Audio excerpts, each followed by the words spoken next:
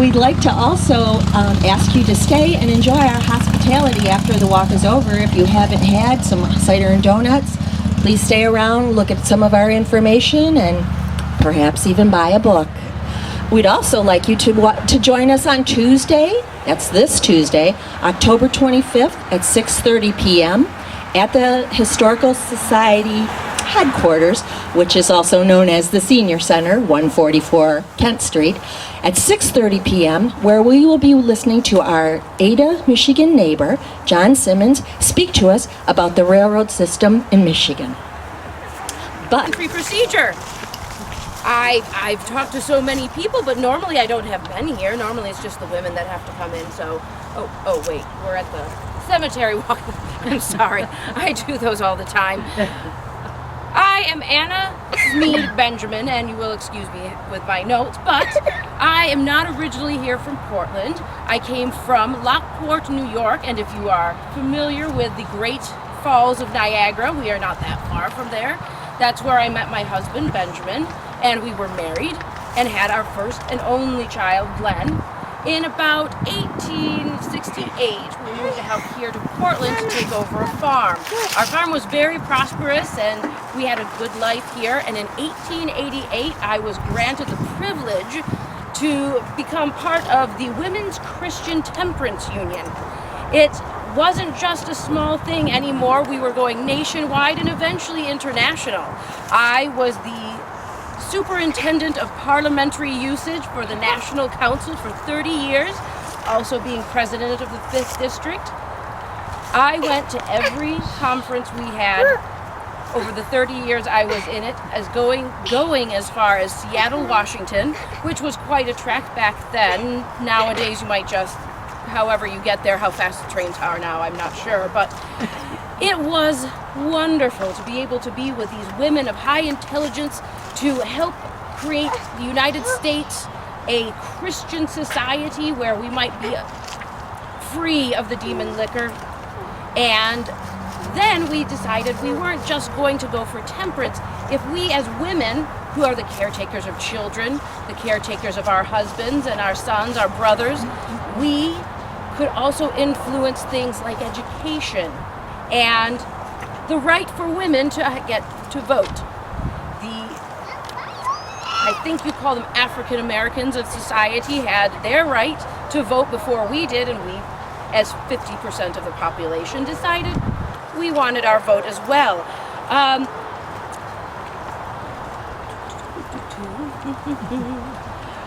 The WTC had many, many purposes. One was to put in water fountains at large cities with around 10,000 people or more.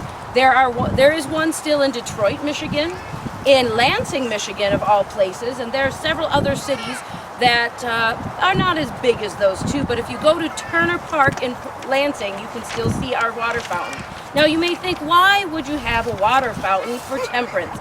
Well, our thought being, if the gentlemen were going to town to do trade and they were thirsty from their ride in, they could go simply to our water fountains rather than going into a saloon to be tempted with harder things. They also could water their horses, or if they had a dog, there were some that even had that. So you did not have to go to any place that might tempt you.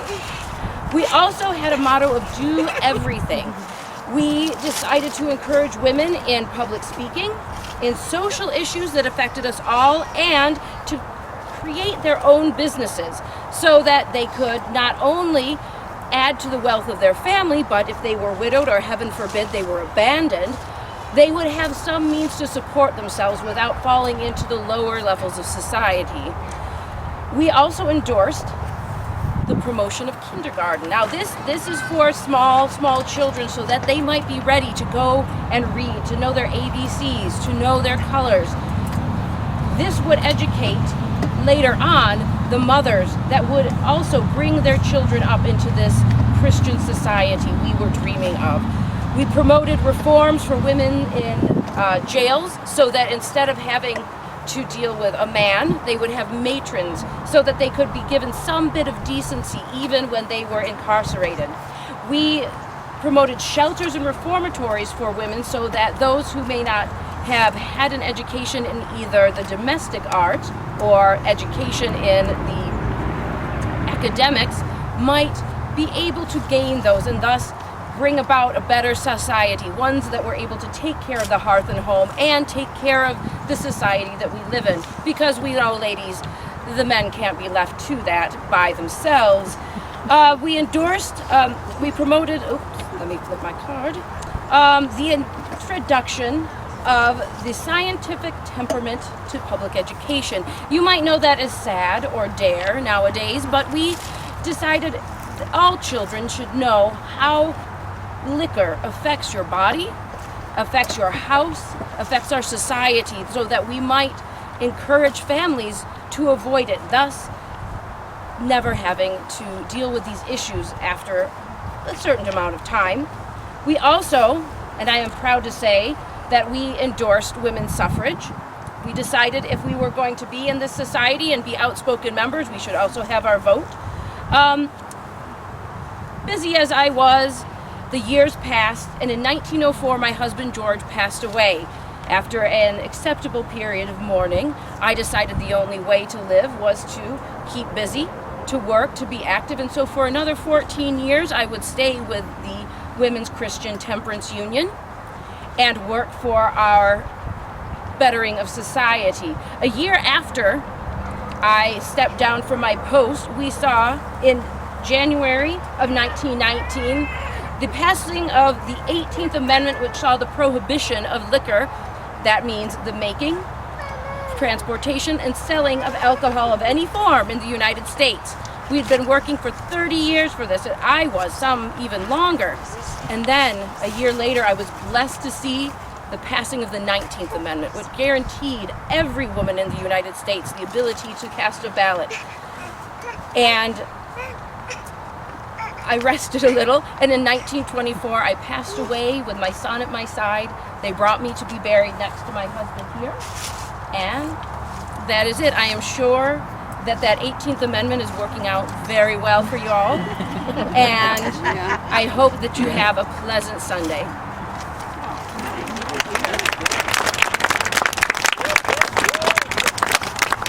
Are there any questions for Anna? I haven't heard the car horn yet. That's our signal. Where did you live?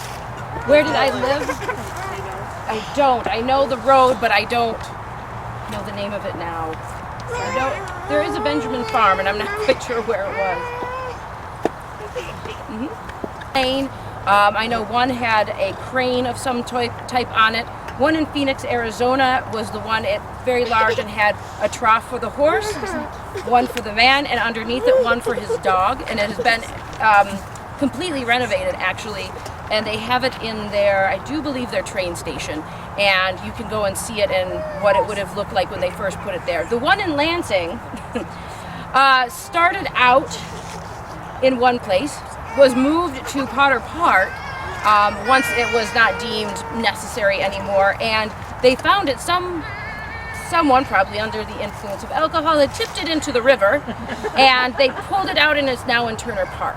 But I don't know how much they have fixed it up, if it's working yet or not, but you can go to Lansing and see this. There's also on the second floor of the Capitol building a monument to the women's suffrage, but unfortunately my name is not on it. So, but you can go and see all of those things. I'm not sure where it is in Detroit though. There is, like I said, a fountain in Detroit, but I'm not sure where. I think that could be our next project, to get that fountain hooked back up and get the men folk going back. Exactly. Well, they'll be thirsty. There's no more saloons. So you're welcome. Enjoy. Our next Make sure your face Hang on to it here for a second. This is Mr. John Van Horn, father of George Van Horn, of infamous Portland Citizen. He was a photographer that took many of the historic photos you'll see at the library, or if you've seen him on the line on the Michigan Hometown History page. He probably did 75% of those. He had a little studio downtown, which was where Duke's was, and now Fabiano's there on the river. And I will introduce his son, his father, John. Thank you. Good afternoon. Let me start out by telling you that the shadow of war hung over Portland on Christmas Day, 1863. And that war was, of course, the American Civil War. That great and terrible war between North and South. President Lincoln had issued a call for 300 men, and if that many had not volunteered by January 5th, the draft would be resorted to.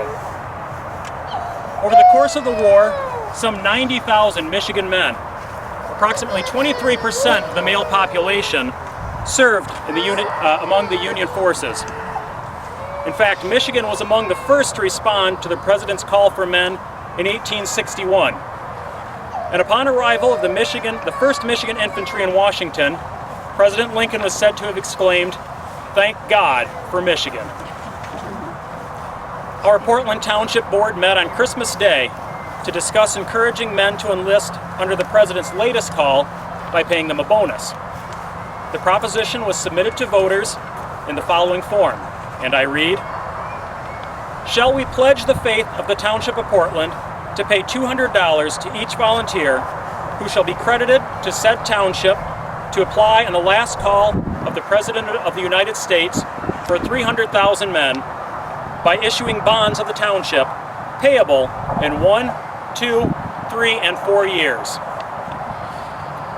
On December 29th, just a few short days later, 171 men assembled in the Exchange Hotel, a very big crowd for those days, I think you'll agree, to settle the proposition by yea or nay vote. Of the 171 men, how many yea votes do you think there were? 171. Close, 170 yea votes and but 1 nay. This was the first bond issue for the township. And I think you'll agree it was indeed a most worthy cause. I was among those who immediately volunteered. I was just 21 years old. I enlisted with Company E, 27th Michigan Infantry, as is indicated on my grave marker in front of me, and was engaged in many bitter battles of that war, including the Battle of the Wilderness, the Battle of North Anna, and the Battle of Spotsylvania Courthouse. But let me tell you about one battle in particular, one that many aren't very familiar with, the Battle of Cold Harbor.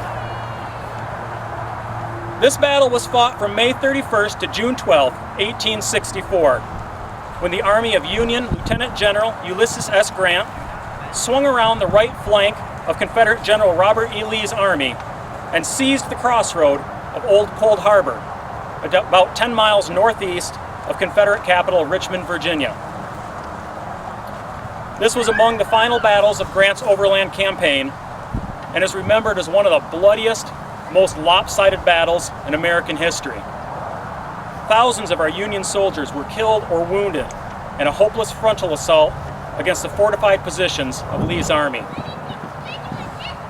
In his memoirs, Grant later said of the battle, quote, "I have always regretted that the last assault at Cold Harbor was ever made. No advantage whatsoever was gained to compensate for the heavy losses we sustained." Confederate General Lee later said of the battle, "This is not war, this is murder." It was during this battle that I was wounded on June 8, 1864. I returned home to recover. Now, what do you think I would have done after my recovery? Absolutely, I re-enlisted. I re-enlisted with Company D, 9th Michigan Infantry, where I served until the close of the war in 1865. Now, as you can guess, many never came home to receive their bonus, but I did receive $200 from the township, as promised, and 4 annual payments of $50 each. I was actually born in Fremont, Ohio in 1842, but my parents moved when I was just 2 years old, and I called Portland home for 75 years. After the war, I married Miss Arminda Lindley, also of Portland, on July 1st, 1866. We had 2 sons, George and Elmer Van Horn. Actually, my son Elmer Van Horn, his final resting place is just to your left, just past the large Van Horn grave marker here. I was a carpenter by trade, and among my other works, I built 9 different homes on Pleasant Street. So if you happen to live in a historic home on Pleasant Street, you may be very familiar with my handiwork.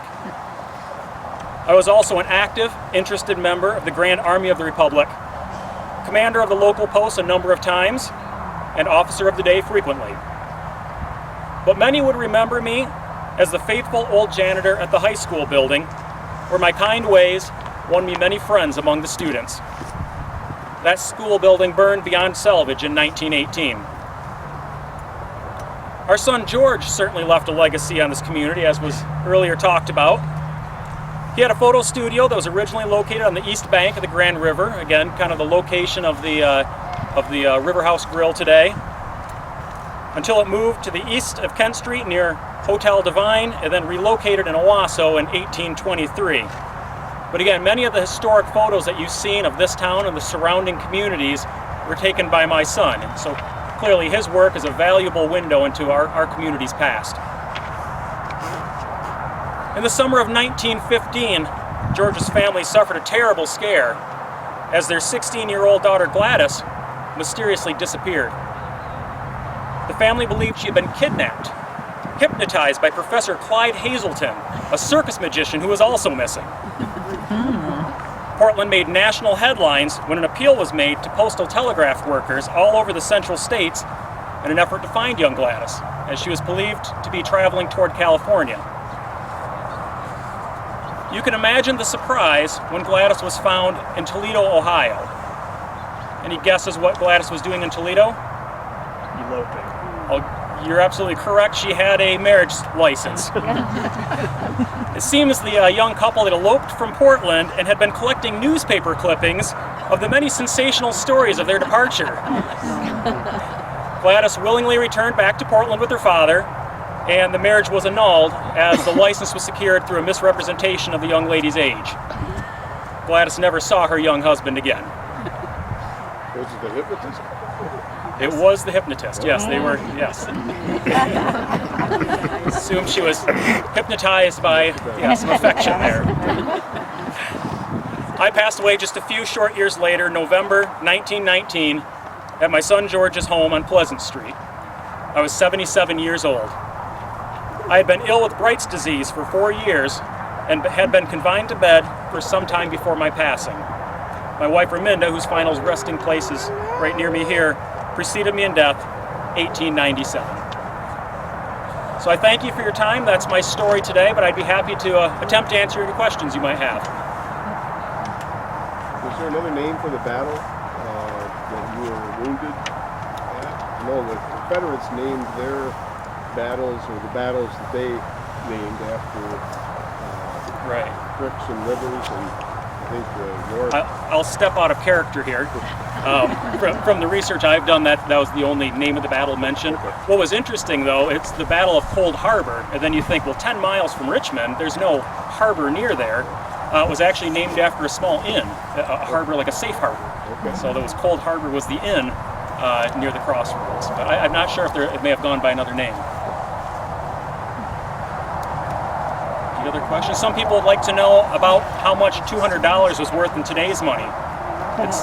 Any guesses? 25. Only about $3,000, believe it or not. I don't know if I would rush off to the Civil War for $3,000.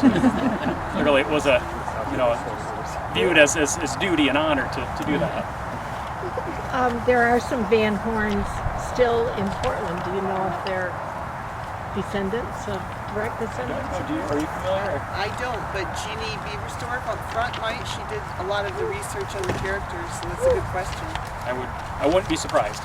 It would have been interesting to have one, Oh, right. to interview. I had a Van Horn as a student. Okay. A while ago. Lewis T. Clark, a pioneer settler of the frontier village of Portland. I was born in Vermont on January 25th, 1796, just 20 years after the Declaration of Independence and the American War Revolution. When I was 16 years old, I enlisted in the U.S. Army, and I fought in the War of 1812. That war actually lasted 3 years. The United States declared war on Great Britain for several reasons, including trade restrictions and the impressment of our sailors into the Royal Navy, and also the British support of Native American tribes that were fighting our western settlers on the frontier. One significant battle of 1812 was the capture of Fort Erie, part of the Niagara Campaign. The fort had a strategic position on the Niagara River between Canada and Buffalo, New York. I fought with the storming party, and we eventually captured that fort. This became known as the site of the bloodiest battlefield in Canadian history. Our army evacuated the fort on November 5th of 1814, and I was discharged 3 days later. Soon after, I began receiving a veteran's pension of $8 a month. The payment of veterans' benefits had been created by vote of the First Continental Congress in 1789. I married pretty Miss Polly Souls in August of 1818, when she was 16 and I was 22. We made our home in Vermont with our 4 children until 1838.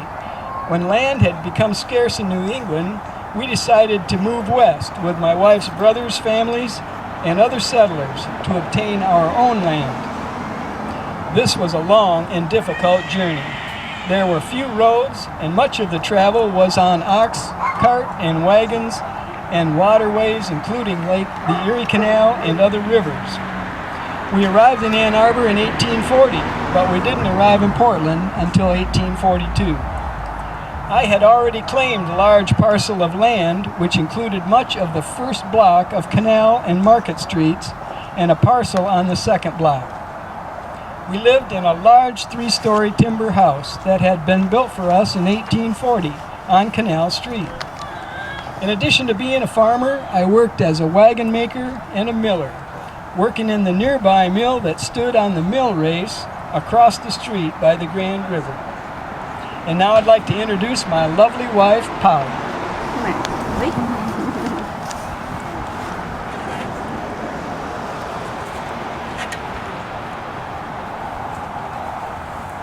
Hello. My name is Polly Soule Clark. I was born on February 8th, 1802 in Sutton, Quebec. After my brother's birth in 1803, my family moved to Alberg, Vermont, a small peninsula town that had become part of Vermont in 1783 when the Canada-United States border was established at the 45th parallel north. The peninsula had previously been part of the New France province of Quebec. It was ceded to Great Britain in 1763 at the end of the French and Indian War. My family continued to live in Alberg, and other siblings were born. As Lewis stated, we were married in 1818 when I was 16 and he was 22. We stayed in Alberg and raised our family until, as he said, we decided that land was too tight and we needed to move west so that our family and generations to come would be able to keep their families together. Like many pioneers, we headed west, but we weren't certain of exact location. Decisions were often made based on difficulty of the route, weather, health, and information about getting the land. Michigan was still a wilderness. It had only been a state for 6 years when we arrived in Ann Arbor in 1840. In 1842, when we came to Portland, we felt very blessed that Lewis had already purchased our land and our house had been built. My brother and his family had the land next to us. Portland had been settled in 1836, and in 1842, there were more families than the original 28 pioneers. But it still remained a very rustic and wild farmland village. We had the 2 rivers, but we still needed more industry. A circuit minister came occasionally to accommodate everyone's families, and we had 2 fireplaces, something that was very important during those cold, cold winters. In 1843, after much discussion, the original 9 members of our group voted to establish the First Congregational Church of Portland. Lewis and I and three other individuals became members a few months later. The big decision then was, where do we have our church building? Land was purchased, and temporarily we moved again to the new wooden school building that had been just built on Brush Street. Our church building was built on the corner of Kent Street and Beer Street. Beer Street is now called Riverside Drive. It was very exciting as the church membership grew, and the decision was made several years later to move the church building to its present location on the Bridge Street Hill. If you think about it, that's a long way from downtown up to here in those days. So think about how the church was moved.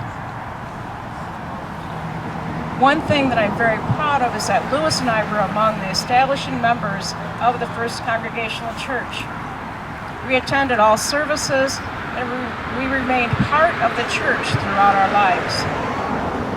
Having our faith helped us get through many difficult times, including deaths of our 15-year-old son and other family.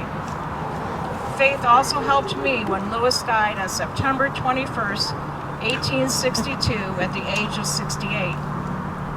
A few years later, in 1865, our oldest son died from disease he contracted in the Civil War. Over the years, I was known as Aunt Polly because from the time we moved to Portland, I was busy going out in the buggy and helping the doctor by providing home care to the sick and dying, as well as helping with housekeeping. When Lewis died in 1863, I wasn't sure if I could make it. I did begin receiving $4 a month widow's military pension. His death, because he did not have a will, went through probate. And if you read the probate documents, you find that it was hard decisions, and I had to list every single item that we owned. I decided that since I didn't really need a lot at that point in my life, I would keep the house, a couple of the lots, and I sold off the cows, 2 horses, 2 colts, and many other items, including his lumber wagon and many other pieces of belongings. What the heck? I did keep my pipe, which was something that I had had from the time I lived in Vermont. And I kept the shotgun. I came from hearty stock, as my mother used to say, and most of my siblings lived to old age, but I outlived all of them. I outlived my husband and all of my children. I lived to the ripe old age of 98 and was known as the oldest woman in Portland and Ionia County when I died in 1900. We had many notable descendants, but that's another story. Our home, built in 1840, had gone through fires, ice floods, and was still standing until it finally was burned in 1950. Thank you.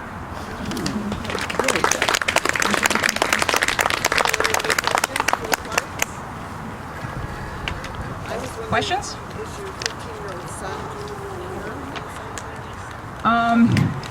At that time,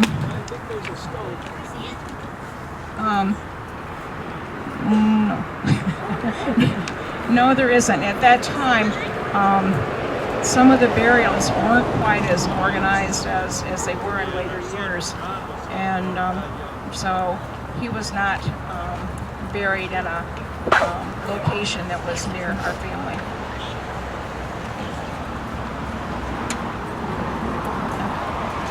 Also during that time period, we still had Native Americans living here. We still had a lot of, we had the dam by that was on the river behind the library, which where the library is now. And so it was a very different village. Well, we hope to see all of you at a meeting sometime. We meet this coming Tuesday night at 6:30 down at the Senior Center. And this week's program is going to be Michigan Railroads. Should be very interesting. The Mexican-American War. And somehow when I was a younger man, I was 19 when I got talked into signing up for this war, and wasn't too happy doing that. But anyway, I'll tell that story in a little bit. My name is Thomas Dutcher. My gravestone right there. I was born in upstate New York to Thomas and Betsy Dutcher. It was interesting. We were farmers in that part of the state. And one of our neighbors, what really changed our lives and really affected me, and why I ended up marching across this country, was Joseph Smith was one of our neighbors. And Joseph Smith was the founder of the Mormon faith. And many people, a lot of our neighbors got swept up in the fervor of the Mormon faith, and myself included. And we met a lot of resistance, though, from other folks that, the Mormons, they're Christian and they have the Bible, but they also have the Book of Mormon. And many people had a problem with the fact that they were using this other holy book. And so there was a lot of resistance. So under the leadership of Joseph Smith and his brother Hiram and whatnot, as a colony, we moved to Ohio. The War of 1812 had opened up a lot of good farmland in Ohio. There'd been Indian land before that, north of the Ohio River. And so now we were able to farm there, and so Mormons set up a colony in Ohio, around Kirkland, Ohio. And my father and mother, they really liked the land there, and they were farmers there. But there was more resistance to the Mormons. So we moved, and my parents stayed in Ohio, but we moved to Nauvoo, Illinois, and built a beautiful church there, the temple, and there's a whole town. We had our own militia, the Mormons. That was all part of this whole thing. It was an interesting existence, but there was once again a lot of animosity towards the Mormons. And the fact that Joseph Smith had he was like the mayor of Nauvoo, and we had our own militia and all that sort of thing. He was accused of treason, and he and his brother were arrested and thrown into jail in Carthage, Illinois. And then the authorities allowed a mob just to sweep in there and pull him and his brother out, Joseph Smith and his brother out, and murdered him and killed him. And the rest of the Mormons, we sort of scattered. The church was burned, and it was a terrible time. And we scattered basically and went farther west, across the Mississippi, where had been Indian land been put aside there for the Potawatomi and other. We were living there and trying to make a living best we could out there. And the new leadership had fallen under Brigham Young. Another man had taken over the leadership of the Mormons. Well, events happened around the world that were happening that caused big changes for me. Is we went to war with Mexico. I don't know if you know the whole story about the war with Mexico, but you might have heard of the Alamo. Okay, well, the Alamo had a bunch of Texans were living there, and Alamo was was part of Mexico at that time. And Texans didn't want to be a part of Mexico. Mexico had just freed itself from Spain, but the Texans didn't want to be a part of Mexico. And so they resisted, and of course the Alamo was lost. But in the ensuing battle, follow-up, Sam Houston defeated the Mexicans under Santa Anna at San Jacinto, and Texas became its own country. And a few years later, Texas became a state. And the southern border with Mexico was always under, nobody knew where it was exactly. And some American troops down there got into a little squabble with the Mexican troops, and we declared war on Mexico. President Polk really wanted to get a hold of the land that Mexico had, which was now Arizona and New Mexico and California. So we invaded Mexico. Now, one of our armies went down through Texas, General Taylor. Another army went by sea and attacked through Santa Veracruz over in Mexico. But the Mormon group, we joined an army that was heading out from Leavenworth, Kansas, straight across the plains and going out towards Santa Fe, New Mexico, and going that area. So 500 of us were talked into joining and up into this army. And instead of being given uniforms, the money that would have gone to us for the uniforms went to the Mormons. Brigham Young had worked out an agreement that they could use that money to help transport the rest of the people up to Salt Lake City, where he wanted to build the colony. So it raised like something like $50,000 with would-be uniforms. So we never had any uniforms when we went to fight in this war. We were given some old muskets and some bedrolls, and that's about it. And 500 of us joined up with a regular army of about 3,000.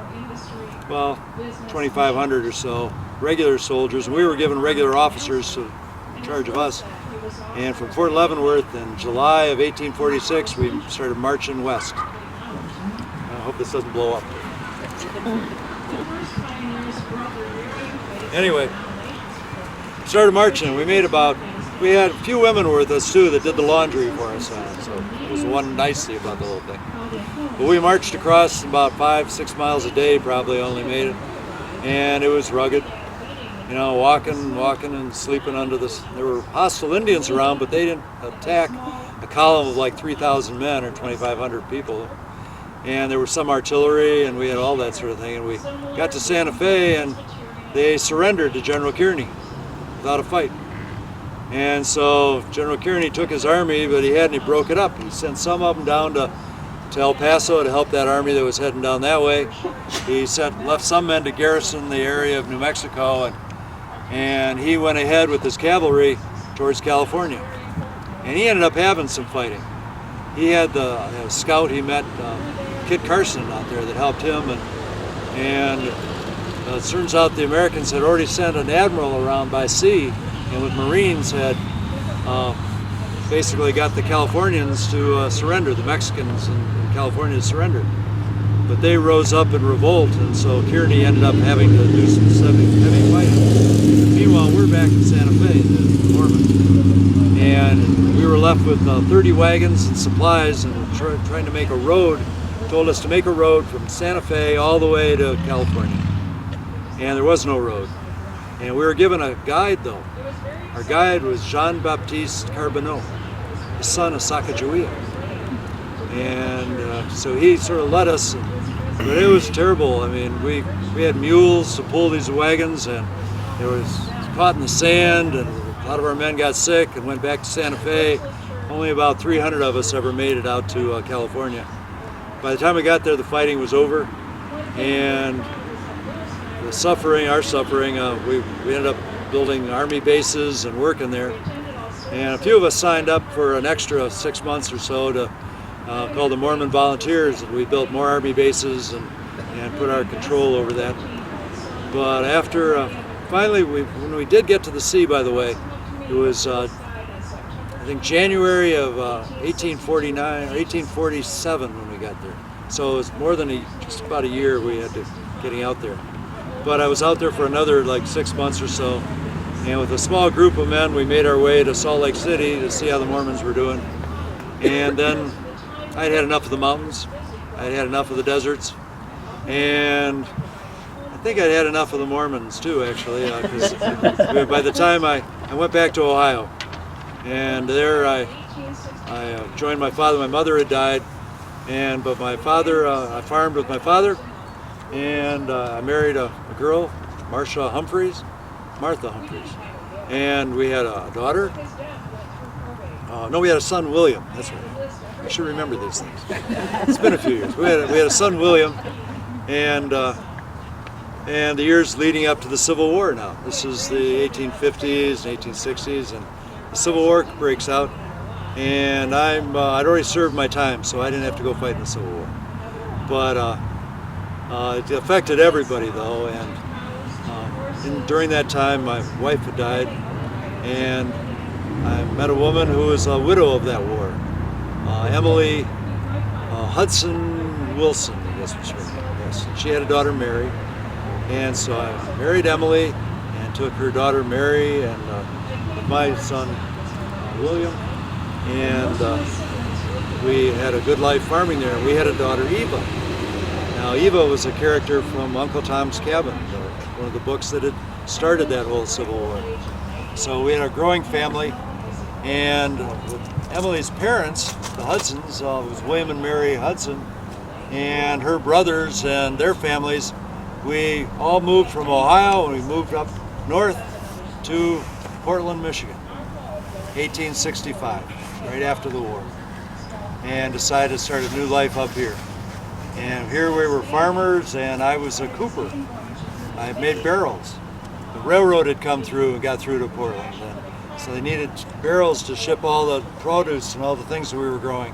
And so I made a good life as a cooper. And then later in life, I got a pension because I fought, and I didn't do much fighting. Oh, I forgot, I did get to use my gun one time. There was only one time I ever got to use my gun during the Mexican-American War. Right around Tucson, our column was attacked by a herd of bulls. And my brother-in-law had signed up with me, and he got stepped on by a bull. We ended up shooting that bull. And we shot a few others. We had the best food we had on the whole trip, probably the steaks that we had that time. But it was, anyway, so that was the only time I got to use a weapon on the whole time. Other than that, I was a bricklayer and a worker.